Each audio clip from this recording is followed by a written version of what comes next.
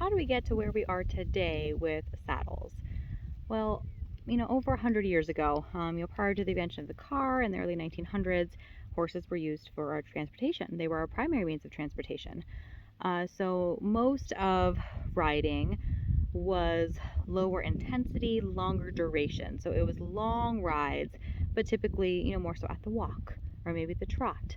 Um, Unlike the movies, people weren't typically galloping across the desert, or up mountains or things like that. Of course, there were times where there were people who were riding hard, but more typically, it was lower intensity, longer duration work.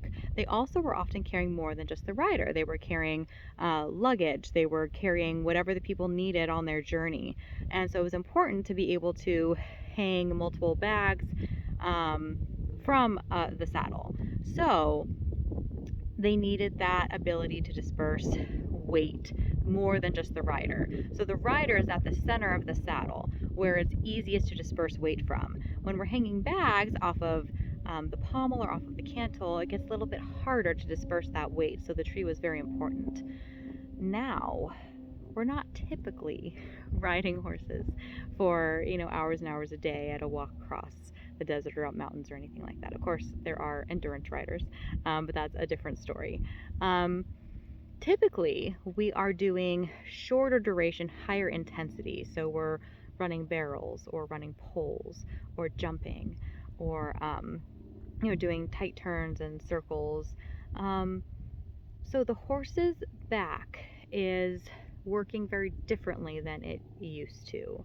Um, the shape of a horse's back changes significantly between halting, walking, trotting, and cantering, especially if they're using themselves correctly and well. To add to this complicated scenario, we have also been breeding horses for very specific things, a lot of that being around their movement and how they move. And what that's turned into is we are getting and breeding for horses with shorter and shorter backs. A lot of the time, more and more well sprung rib cages. And that creates a lot of challenges. Oh, and also big forelimb movement.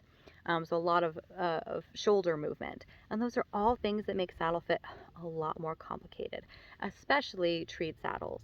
So when we have a body that is moving, especially moving in the ways that current horse breeds do, current specimens of horses do, is there's a lot going on. There's a lot of movement, and there's a very different shape to their body when they're in movement. And so finding a rigid tree that will fit that movement at all of the different gaits becomes harder and harder and harder, especially the more boxes that you tick as far as how high of intensity of work you're doing. The more that a horse has to turn, the more the horse's back has to change shapes, either side to side or up and down. And then if you add in that they're short backed, so that they have a very forward girth groove, any of those things just make finding a treat saddle that will fit less and less likely. And that's where treeless saddles come in.